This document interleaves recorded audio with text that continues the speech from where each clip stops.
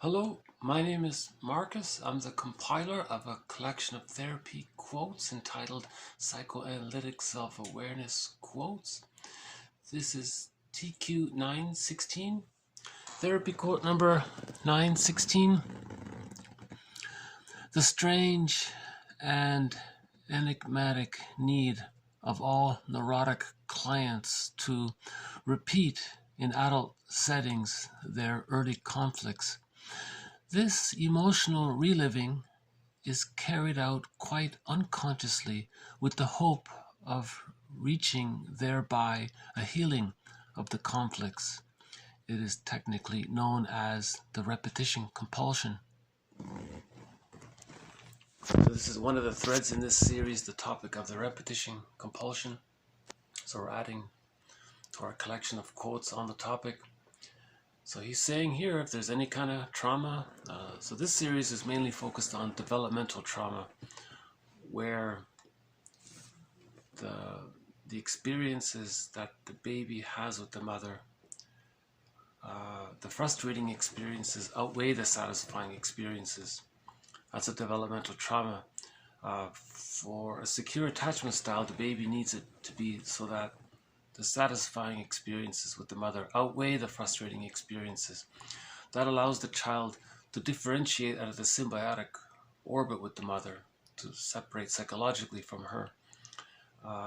And that allows him to, by the age of 3, reach what's called a psychological birth, according to Margaret Mahler, where the child has a lot of these loving memories and memories of support that become a part of a psychic structure called the holding interject, or the internalized good object.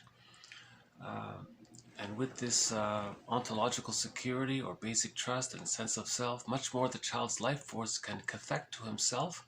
That's called the psychological birth, because at that time he has access to the real self, the part of him with various capacities, as described by Masterson earlier. Right.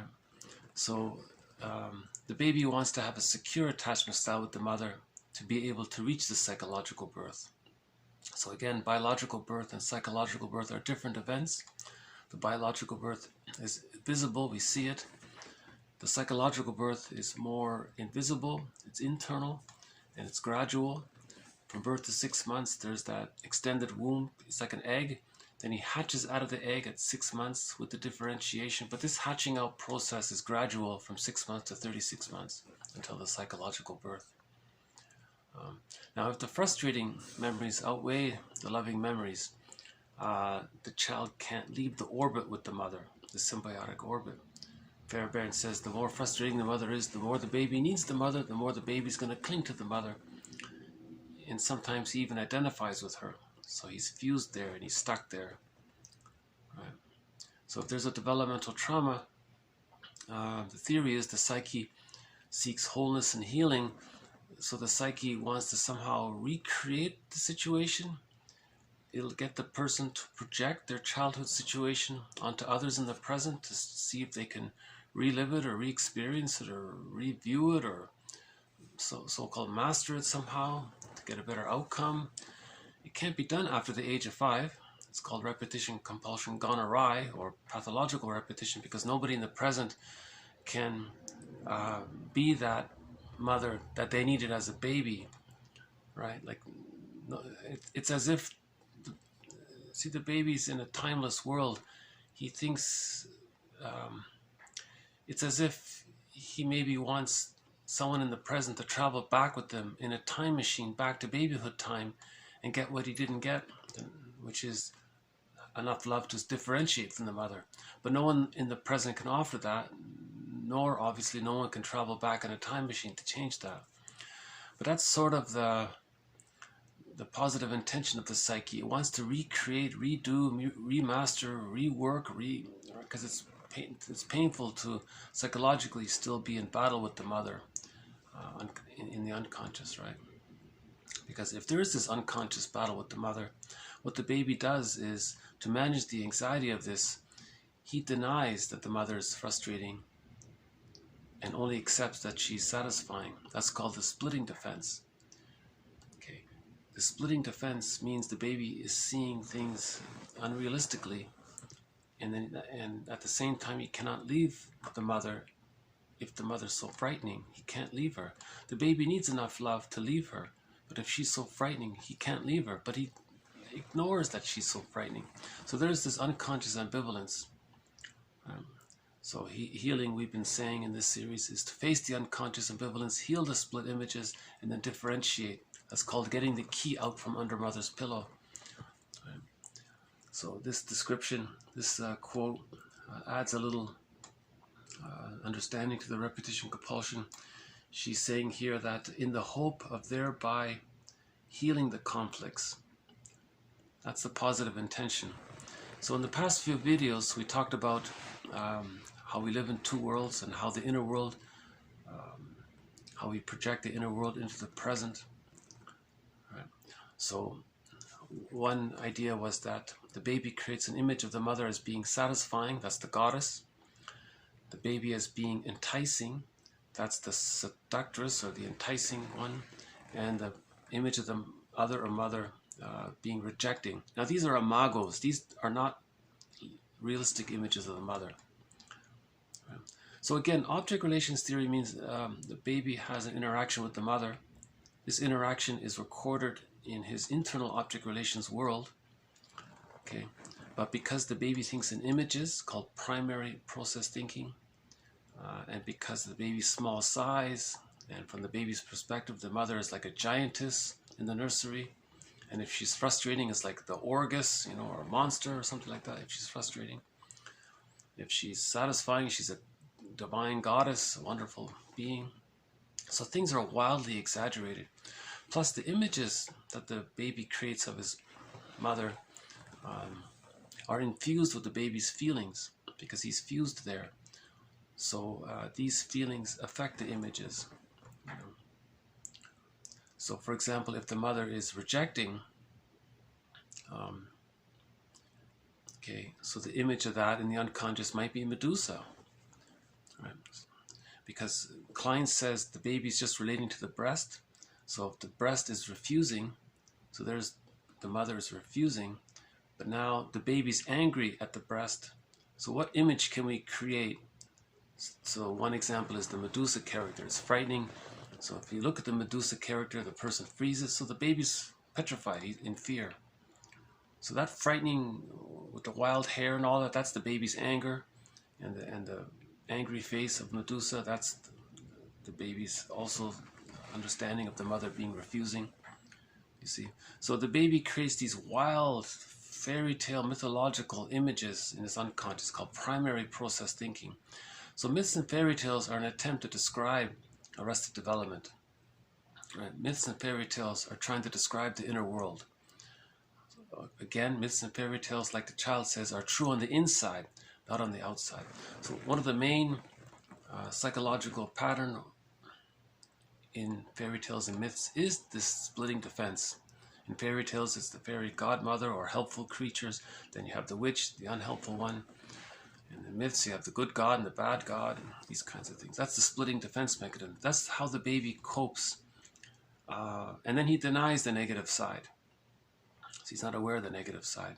Consciously, he's just relating to the understanding that the mother is all wonderful, all good, the goddess. Because the baby has to bond to the mother. He can only do so if he thinks the mother is wonderful. Right? If the mother is more frustrating than wonderful, he denies the frustrating. That's called compartmentalization. And then he puts it in a box, keeps it separate. And he thinks that image represents a different person. So when the mother is frustrating, the baby doesn't think it's her, it's somebody else. And he denies it. That's called the splitting defense. But splitting prevents differentiation, because in order for differentiation to take place, the split images have to come together. Then the child feels safe enough to leave the orbit with the mother. If the mother's too frightening, the baby's still using the splitting defense mechanism. The baby can't differentiate because he's still too attached. His life force is overly cathected with the Medusa character, with the rejecting character, which we can call the inner critic, the superego, the internal saboteur, right? That kind of thing.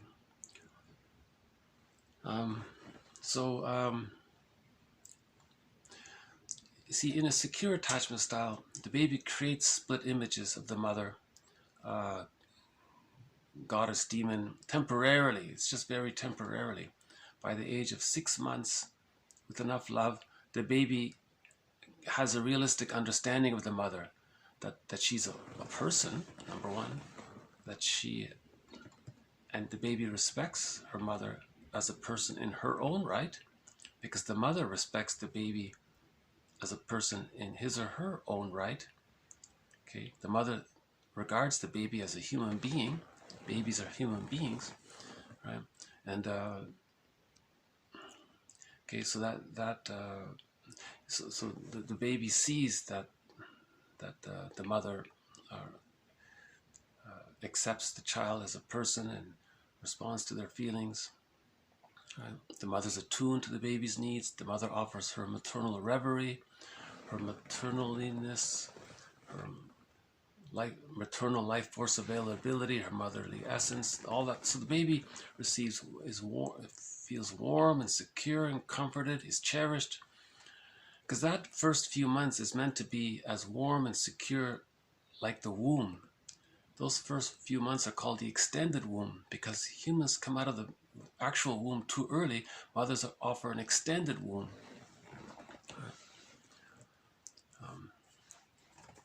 She doesn't have to be perfect. No mother's perfect. So to deal with that anxiety, the baby uses the defense mechanism of splitting temporarily. Finally, by the age of 3, splitting is existential hearsay. Okay, so in the psychic world, the baby sees the mother as a whole realistic person and the self as a separate whole realistic person. That's the setup, the psychic foundation for mutuality in later life, to have this whole object relations. If there's trauma early on, that's part object relating. He still needs mother's love. He's not getting it, so he's angry. He rejects it, the image of her as being angry. And then if the splitting is still there, so one model of it is the child has an image of the mother as satisfying, one as enticing, one as rejecting. Because the baby was very hopeful to get his needs met, so he felt enticed, allured, excited, and then the mother rejected it. So the baby creates 2 images of the unsatisfying mother, the alluring and the rejecting, the seductress and the refusing. So in mythology, I guess that's the siren, and then the demon character, or frightening animal, or Medusa character, or whatever. Right? It takes endless forms, these mythological characters.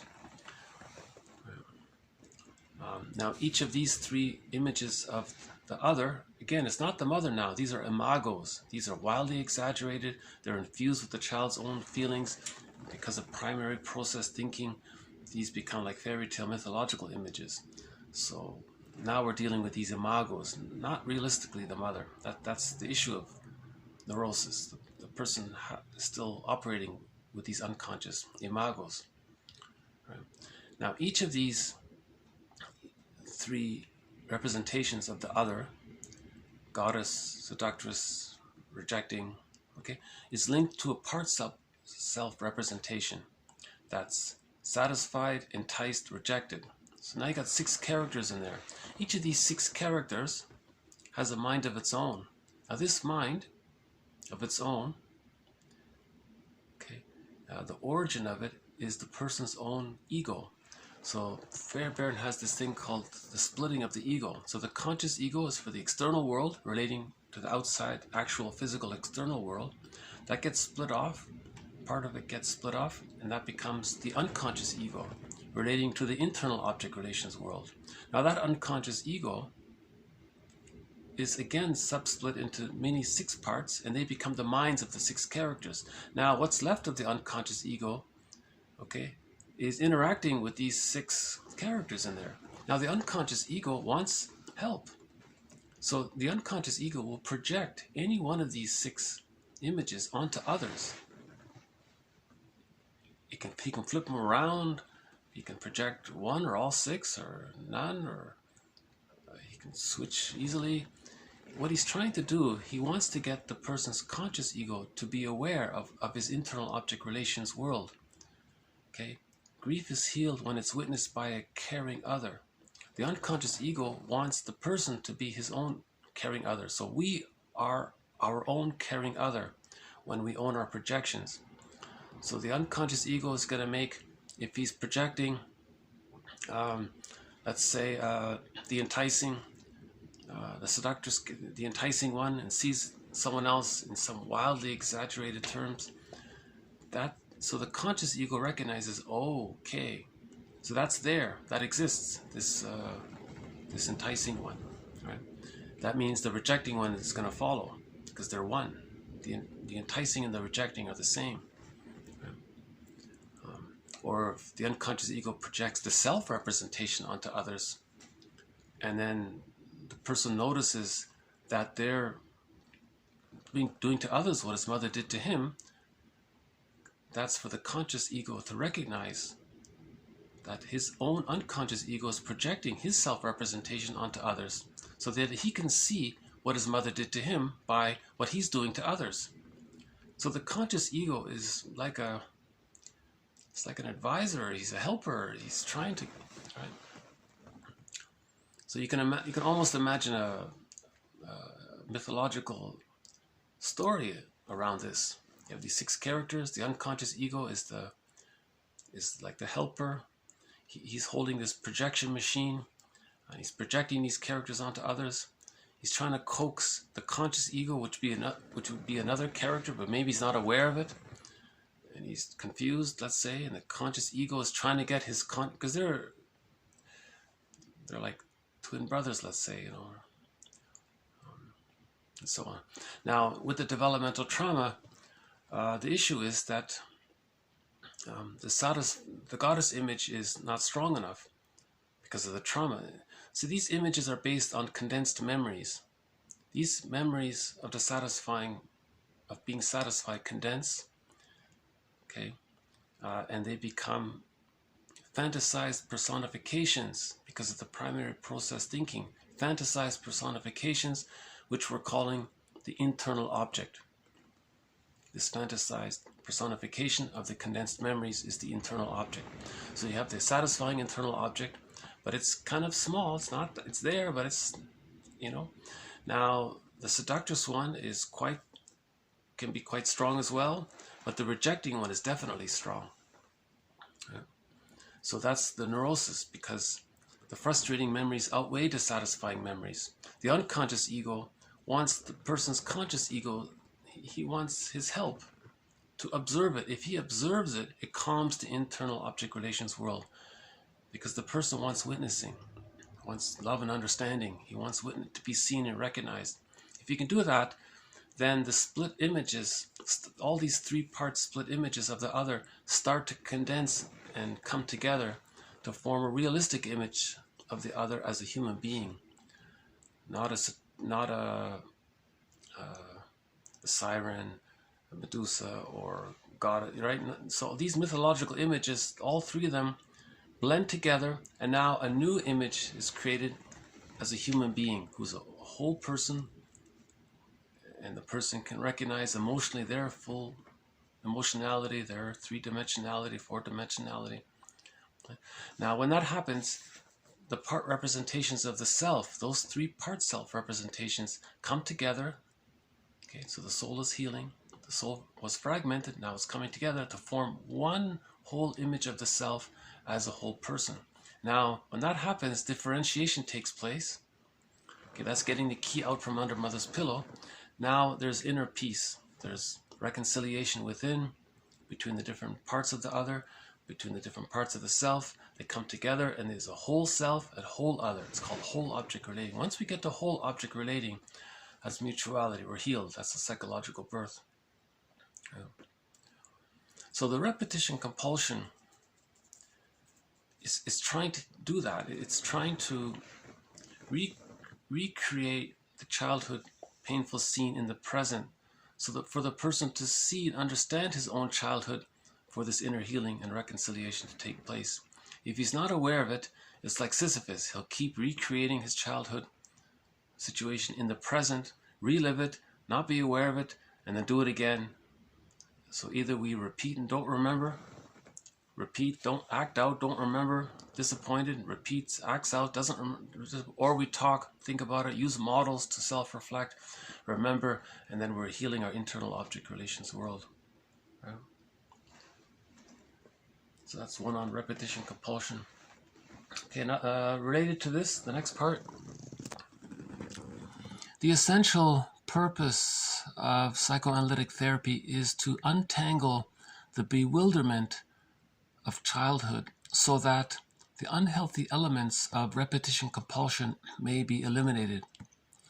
The client learns to comprehend his neurotic fantasy life and in its place to strengthen his sense of reality.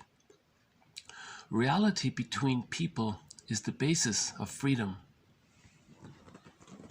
So that part there, reality between people is the basis of freedom. He's talking about whole object relations. The reality is the mother is a human being, not a goddess or demon.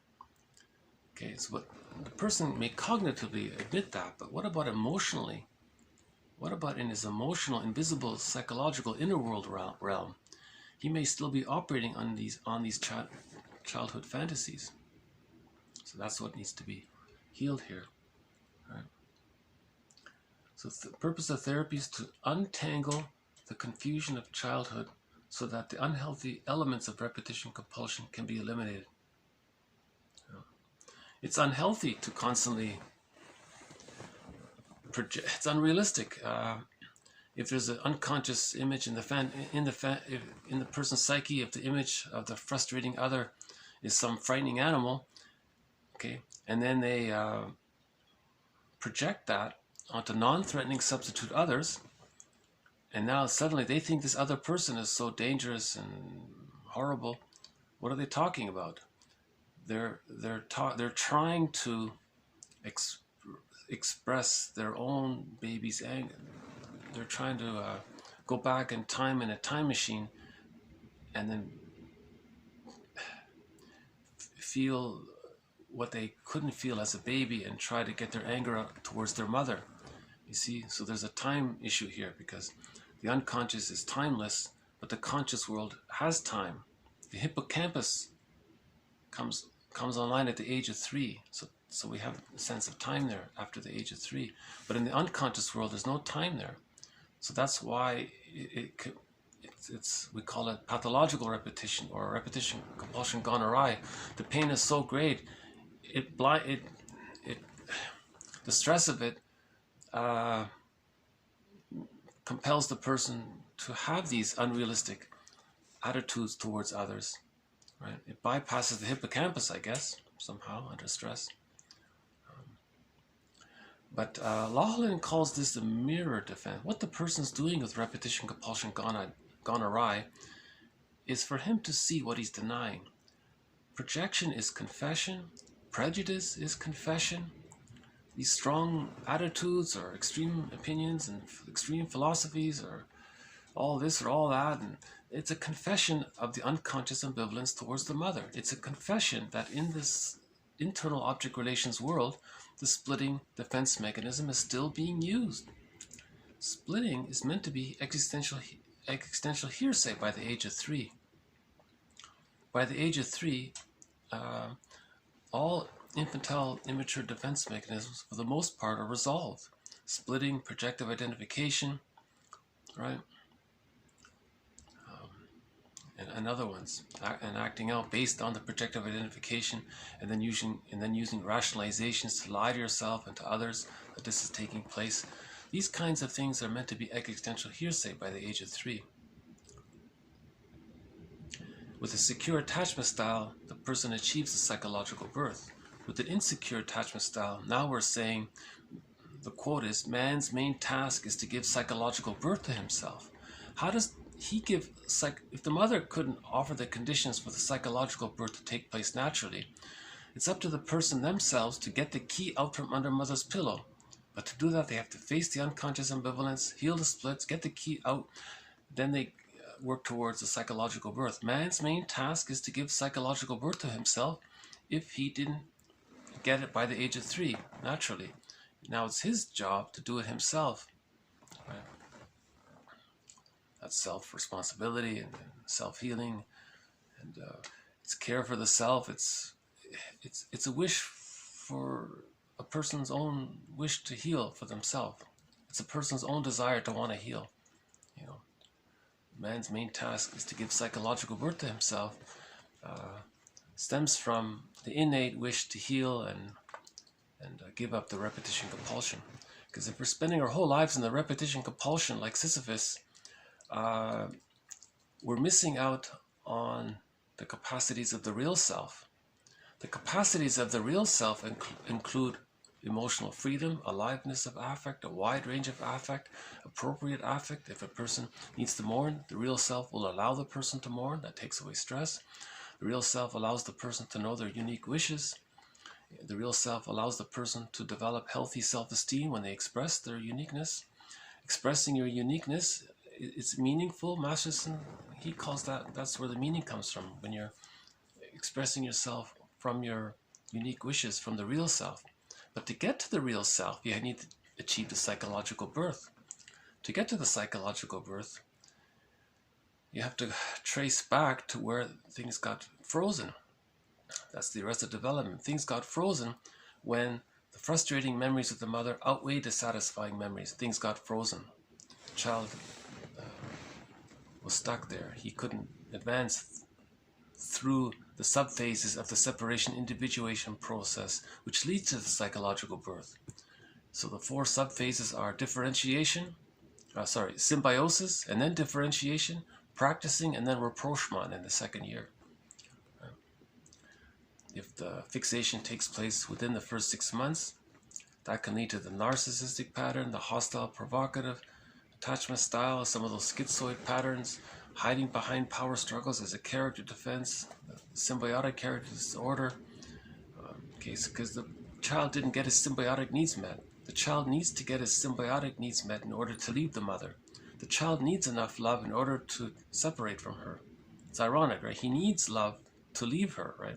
If he doesn't get the love, he's clinging, still trying to get the love. So in the repetition compulsion, he's still trying to get mother's love. You see what's happening there? This is called neurosis, this thing, or dysfunctional living or thinking, believing, right? And it takes different forms. You know, it's disguised. A person usually doesn't want to believe it or see it, so they convince themselves with what's called rationalizations. This is false logic, logical fallacies, superficial logic. When a person lies to themselves, they'll tell themselves a partial truth, but a partial truth is the father of many lies. Or they'll recognize little crumbs of truth in their lies, and then they'll believe the whole thing. Someone said the best way to tell a lie to yourself or to others is to lie, but then include a few little crumbs along the way, and the person can fool himself and others.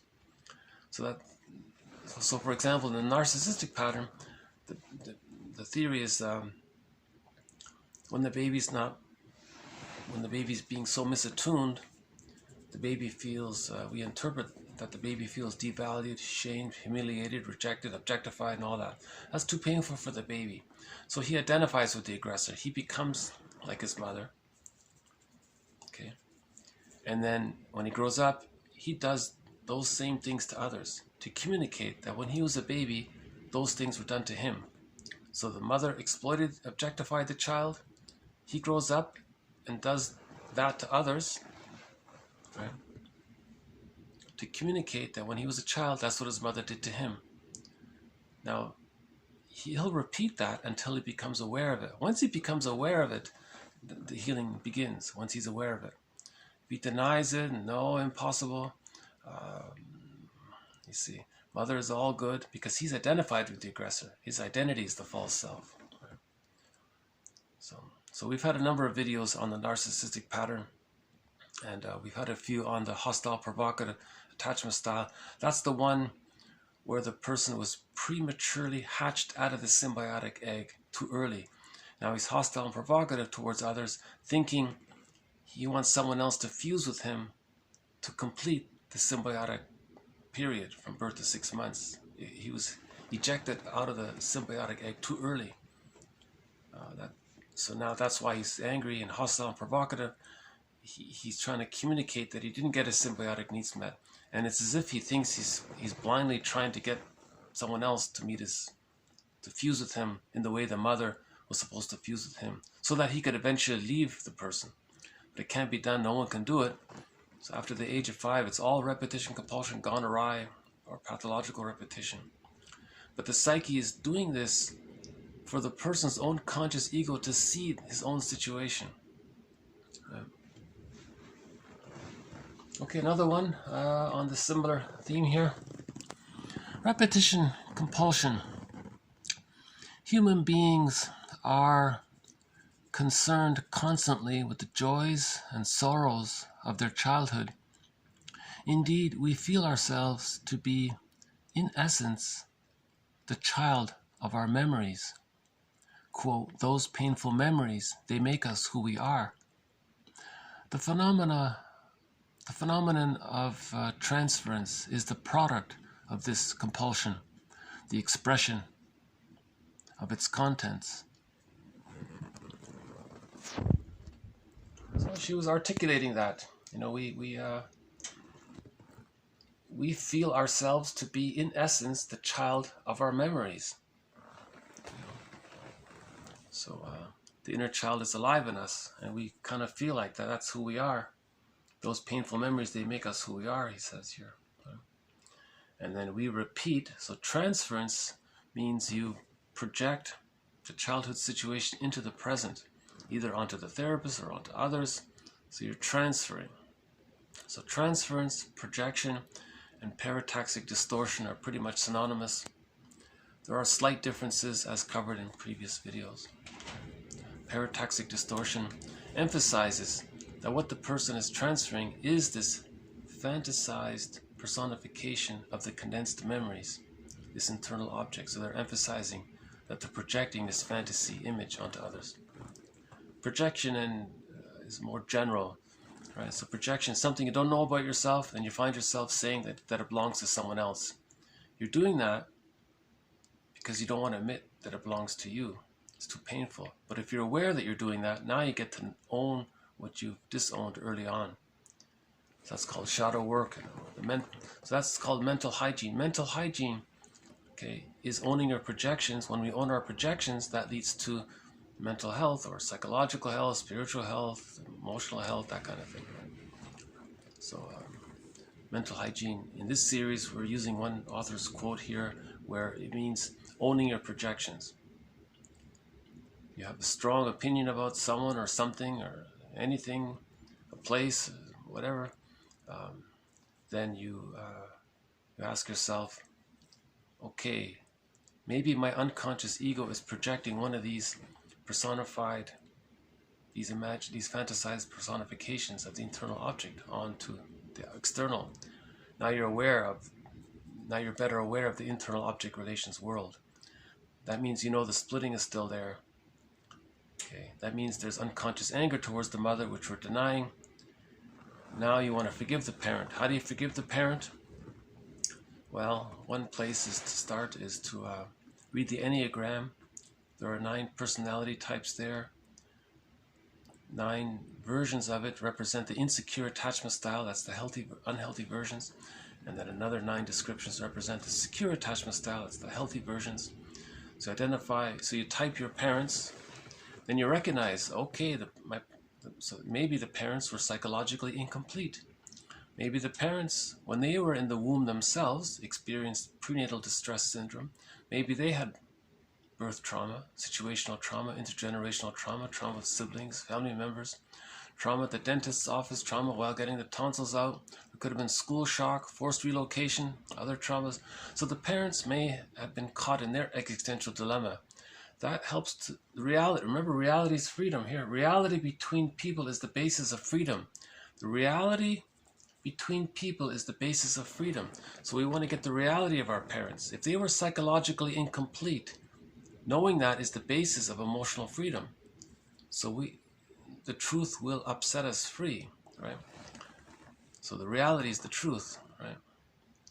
So the truth between people is the basis of freedom. Okay, so reality between people is the basis of freedom. So if we recognize that our parents were psychologically incomplete, that's the reality, that allows us to better appreciate and accept that in the internal object relations world, the splitting defense mechanism is still being used, and that the person's own unconscious ego is projecting these 6 imagos onto others to communicate that the internal object relations world is still very fragmented, and it's hurting there, it's painful there.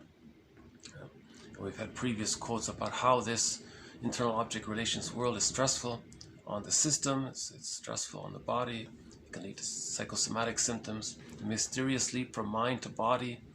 See, having an image in our unconscious of Medusa, that's stressful on the body, physical body. So we want to heal these images. Right? Okay, the next part here about the extended womb. Human infants, with few exceptions, are born into the possession of a loving environment.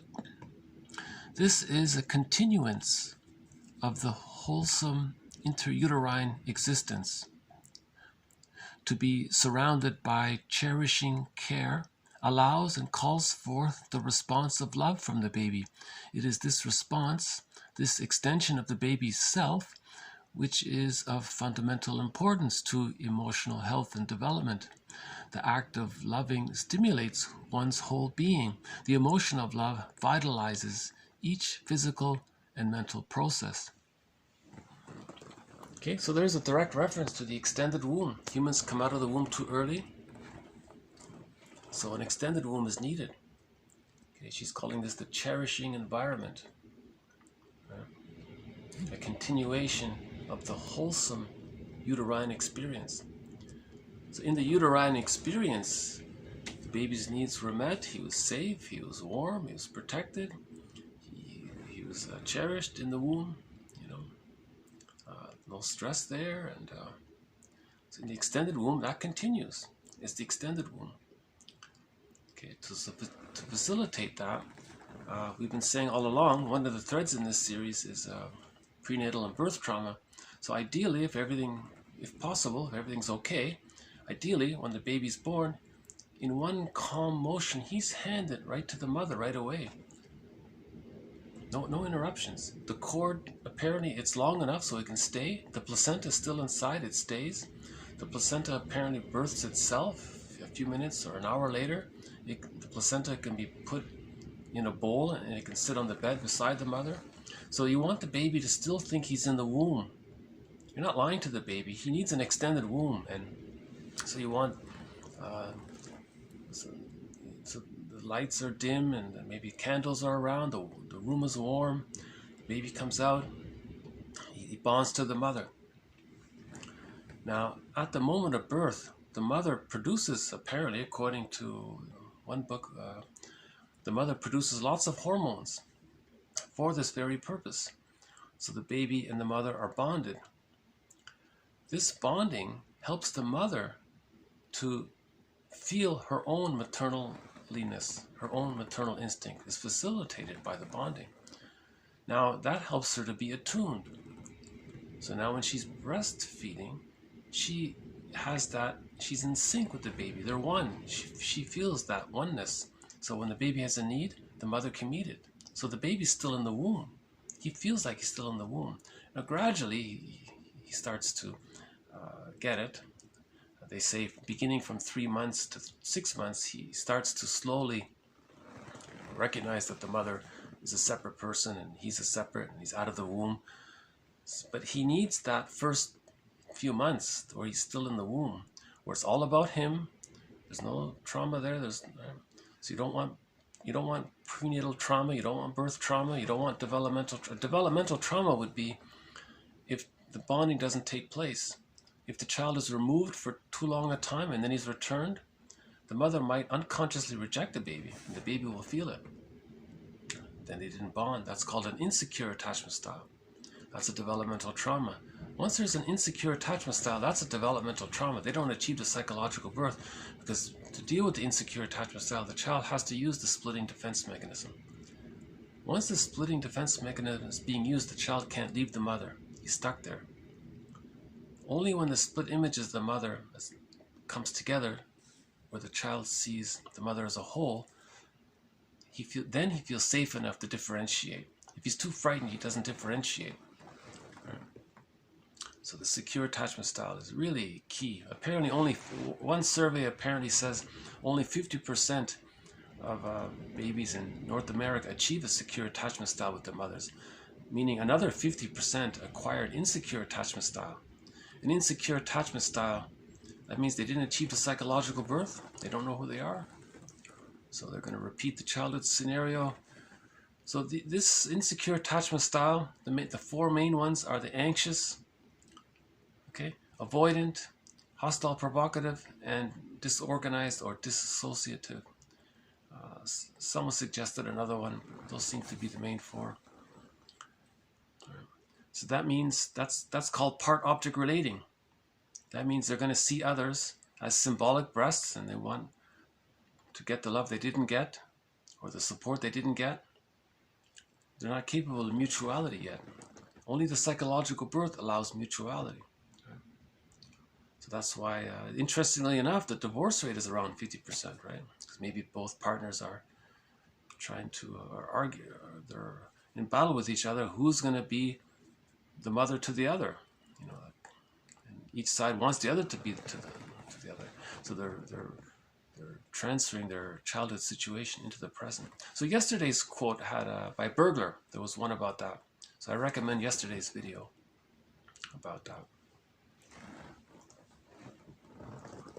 Okay, so disharmony is for human beings undurable, right? Once we have established a relationship of mutual trust and confidence, we can safely leave to the client's unconscious the shedding of the protective wrappings which shelter the wounded child. Yeah, so he was, this author was emphasizing how if therapists are reliable and consistent, and they pass the tests, and they know what they're doing, and they're safe, and they're knowledgeable, the client will naturally talk about his defense mechanisms, right? So he'll start to slowly shed the protective wrappings which shelter the wounded child. In other words, he'll feel his feelings, face the unconscious ambivalence, and so on. It means he won't need to keep repeating the childhood situation. If he's so-called loved now, finally, through the understanding and through the interpretations and through the relationship, he can let go of that old coping mechanisms. Because those old coping mechanisms, that's all he knows. Now he's learning something new. It's better, it's healthier. Of course, he's going to prefer that. So as he prefers that, he'll let go of the old one. Right? It's sort of a symbolic rebirth there. Okay, a couple of more here. The therapeutic process consists of a joint study by client and therapist of the client's character distortions as they are seen in their incipience in early childhood, as they have compulsively developed throughout the client's later years, and as they are expressed in the client's experience in the here and now. If the therapist should collude with the projections, he proves to the client that he cannot lovingly accept his true nature. Okay, so he fails the test, right? The therapist the therapist ideally also shows, so the therapist passes the test, he doesn't collude. Also, he shows respect for the client's early insistence on him saving his life, although at the risk of losing his integrity and perhaps his sanity. Right? So the therapist shows respect that the client had to use and is still using these infantile defense mechanisms, because he survived his abusive childhood with these defense mechanisms. So there's respect there. Now, when the client recreates the childhood situation with the therapist to replay it, if the therapist goes along with that, he failed the test. So the client will regard the therapist as not accepting the truth. So the therapy is failed, it doesn't proceed. Right? The therapist has to see through all that, has to recognize that, offer interpretations, and then he passes the test when he shows his understanding. So him showing understanding means he passes the test. Right? So the therapist ideally should be aware of all this. And the first part here talks about the alliance. The idea is that the client and the therapist are partners, they're colleagues, they're partners to understand the client's defense mechanisms. Right?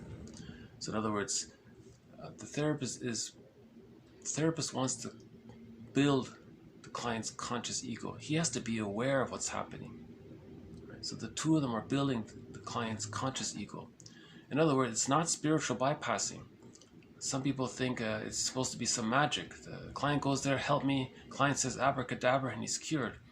Okay, that's the childhood wish. That's the infantile megalomania still operating. So if the therapist is trying to do that kind of thing, abracadabra, if he thinks he's some kind of magician, like he's failed, right? Because he's reinforcing the infantile megalomania of the client. The healing takes place when we heal the ego. Remember, Fairbairn said the splitting of the ego. With the trauma, there's too much of the ego is submerged. We want to re-emerge up. We want to get the ego back up into consciousness. We want the ego to be as conscious as possible, right? That kind of thing. Yeah, Jurg Willie has a book called Couples in Collusion. This idea of collusion, he talks about that there. Yeah, it's a worthwhile point to make. If the therapist thinks he's gonna play the role of parent and make up for what happened, he failed. You see, it can't be done. Repetition compulsion, it goes awry. No person in the present, including the therapist, can be that parent. The therapist is a kind of a educational, intellectual wise man to help the client build his wisdom so he understands himself. It's more like that. The concern for her as a person, even though the actual therapy with Ferenczi lasted only a few months, worked as leave-in and finally culminated in an endeavor on her part, quite alone, to carry out Ferenczi's aims in her behalf. Yeah, I thought that was a good little... This was the idea. She gave the example. The client only briefly met the therapist, but she saw that the therapist recognized her, respected the reality of her as a human being.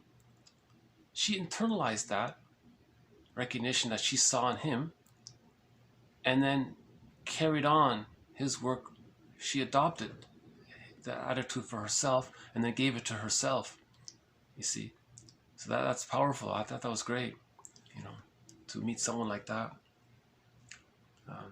The author of this quote wrote a tribute. So this Ferenczi apparently was a popular therapist long ago, 100 plus years ago. So these quotes come from sort of a tribute book to him. I don't know much about him, actually. But her tribute book to him is not bad. It's called The Leaving of Love. The Leaving of Love. Right? So leaving, I think it's the power of love, like, or the alivening effect of love. How love can make you alive. It can make you animated. It can bring you back to life. The rebirth of love. So the leavening of love is the power of love to bring you bring you back to yourself, kind of thing. So I have to look that up. Okay, one more here. The client has strayed from the path of healthy growth into the blind alley of neurosis, repetition compulsion. The anxiety which originally forced him to change his course is reawakened with each step backward. Each separation from the path and hence from his true self must be redeemed. This redemption is activated by man's need to recover his own nature, by his love for himself. I thought that was a good way of talking about the moral revolution. The love for ourselves, to heal ourselves, to take responsibility for our unconscious, take responsibility for healing our childhood past. So her analogy here is that the child strayed from the path of healthy growth into the blind alley of the repetition compulsion. The blind alley, because this blind alley, you're just repeating like Sisyphus over and over again the same thing. Yesterday that quote was about the woman who kept marrying the same kind of person, and she didn't know why she was doing it, and she did it again, and she never got it until finally she could heal the internal object relations world. Right. So this anxiety, so Masterson's axiom is self-activation. So that would be like wanting to heal ourselves. That's an act of self-activation. Okay, self-activation, doing something good for yourself, like healing for yourself. That's going to trigger the memories of the mother saying no. Okay, so that's anxiety when that happens. So self-activation triggers anxiety, and then that's going to trigger some defense mechanism. So to be aware of these three steps, right? That's what he's saying here. And he's calling this the redeeming power of love, right? This redemption is activated by man's love for himself, right? He's saying here. Okay, so all of these come from a book by Izette de Forest. It's an older book. It's a tribute book to a guy named Ferenczi. Not too much has been mentioned about him. Maybe we'll add some quotes from him. There have been a couple of quotes from him. His reputation is that he was sort of like the more active therapist. Like back then, all the therapists wanted to be like little scientists and record everything. He said, no, you got to be a human being. You got to really interact and have things be mutual. You got to offer them something different. So he was he was maybe like an original Karen Horney, a little more interactive and intersubjectivity. There was a little more back and forth as two people. And the theory there is that because the client's more conscious, the therapist is more conscious, and with the interaction, the client's going to pick up some of that, you know. So he advocated for a more active approach. He was more active. And if he made a mistake, the therapist would talk about it and bring it up and apologize. So he was like that, more like that. Okay, maybe we'll close on a song here. So just a pop song. Earlier in the series, we played a song by Ann Peoples called Bouncing Back. So I thought I would go back to Ann Peoples. This song is called, hold on a sec. I'll remember it in a second. Hold on. Oh, feed.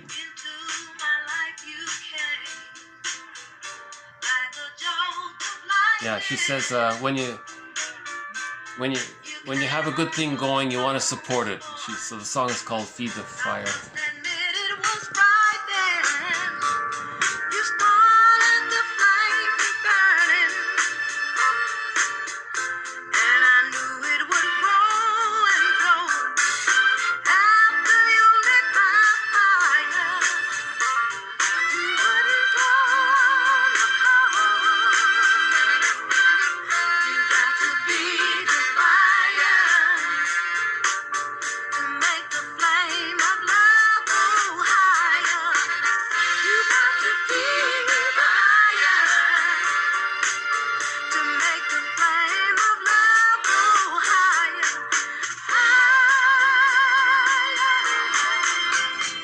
So Robert Bly, feed the fire to make the light. Robert Bly says Read psychology for 10 minutes every day. So that's feeding the self-love, right? To keep the fire, to keep the interest in healing ourselves. Barbara Bly says, read psychology every day for 10 minutes. Right? And Peoples has a song also called Fill This World with Love. If you're looking for meaning in life, well, fill this world with love and understanding, you know. Just an underappreciated pop song. I thought I would include it. It's not a bad album. The album is called I Can't Stand the Rain. That seems to be her most famous song. I prefer this one actually. So, Feed the Fire. Yeah, there are a few good songs in here. That's not a bad album by Ann Peoples called I Can't Stand the Rain. If you're not hearing me and you're seeing me speak, it's because I had to mute it because some songs are not allowed to be played or something. Sometimes they'll let you, it's okay, they'll let you play it, right? So if you didn't hear the song was Feed the Fire by Ann Peoples. Right? She's, I guess, an R&B singer from the 70s. She has another song called Fill This World with Love. It's a nice song, too. Okay, this is, so just leave it here. So this has been TQ 619, mainly about the repetition compulsion. So, the strange and enigmatic need of all neurotic clients to repeat in adult settings their early conflicts. This emotional reliving is carried out quite unconsciously with the hope of reaching thereby a healing of the conflicts. This is known as repetition compulsion. That's a positive intention. It's interesting, you know, to be aware of that. What are we repeating over and over again? It's not working. We keep trying and we're stubborn. We keep trying. We're not aware. We just keep doing it again and again. You know, that's repetition compulsion. So that's a clue that in the internal object relations world, right, there's an image of the satisfying other and there's an image of the unsatisfying other. But this unsatisfying other image is, I don't know, stronger or large, more frightening or something than the satisfying image. So we want to heal that balance. So through self-understanding, we're going to enlarge and support the satisfying image of the other. Now we are the other, so we're building on that. We want to get to the point where the satisfying memories for ourselves outweigh the frustrating memories. Then the splits come together, then we can leave the mother and differentiate psychologically. We're not talking about like physical living arrangements, nothing like that. We're just talking about psychological separation, right? Yeah, the second part here was untangle the bewilderment. All right. About projecting these fantasies. So these internal object relations, these are fantasized personifications of our memories, and we're projecting these fantasies. So you have an unrealistic, distorted perception of something in the present. That's because you're projecting this fantasy that you created as a baby, and it's still there, and you're projecting it. That's the repetition compulsion. You see, you're trying to, what do you say? Heal the conflict. That's the positive intention. But again, the psyche's doing this for the person's conscious ego to be aware of it, right? And yeah, the third part here. We feel ourselves to be in essence. We feel ourselves to be in essence the child of our memories. Those painful memories, they make us who we are. It's a good line from a TV series called Side Order of Life. Those painful memories, they make us who we are. That's an insightful line, actually, because we feel like that. It's not to be taken too literally, but we sort of feel like that. That's what he's saying here. Okay, so projection, transference, parataxic distortion are all part of the repetition compulsion. The need for an extended womb, the importance of that. Disharmony for human beings is unbearable. That's why the psyche is seeking healing. It's, yeah. And the part here about showing appreciation for the child, the drama of the gifted child, so we respect ourselves and maybe marvel and appreciate how a baby can survive the situation if the mother's so frustrating. How did the baby do it? He had to create a lot of mental gymnastics there, a lot of maneuvers there, but he managed it. But the problem is he's stuck with them. That's the curse, or feeling jinxed, or fate. That's when people say they feel jinxed or cursed, they mean that fixation of still using these maneuvers that was only meant to be temporary. By the age of 3, they're all meant to be existential hearsay. You see, and then yeah, that example about the client saw the therapist very briefly, but she saw that the therapist recognized her as a full person. She adopted that attitude for herself and went from there for herself. That was interesting, right? So she internalized the therapist. And the last one here was about our own love to heal. That's so saved by. So earlier we played a song by Rick Emmett, "Saved by Love." So redeemed by love, redeemed by love. That's redemption there. Saved by love. That was a good song, good pop song by Rick Emmett. Saved by love. So it's sort of talking about this. We're saved, we're redeemed, okay, by our love for ourselves to heal. And we recognize that we strayed from the path of healthy growth into the blind alley of the repetition compulsion. Well said, right? Okay, and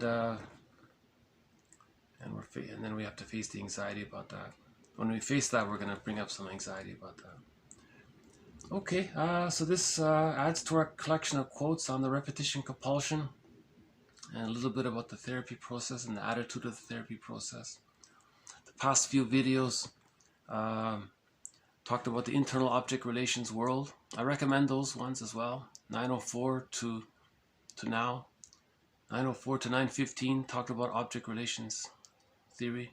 904 to 914 in particular, I think I tried to convey the essence of the object relations theory. So again, there's these 6 characters in here, and we're in relationship internally with these 6 characters. That's the internal object relations world. We have 2 relationships. Our unconscious ego is in relationship with these internal object relations, and our conscious ego is in relationship with the external world outside. Now, the unconscious ego, okay, is getting the conscious ego to see things based on the unconscious ego's projection of these 6 characters, right? So there's the interaction between how the inner world affects our outer world. So there's an interplay there, right? If we heal the internal world, there's inner peace there, we calm down, we see things more realistically in the present, right? That kind of thing. Okay, so I'll leave it here.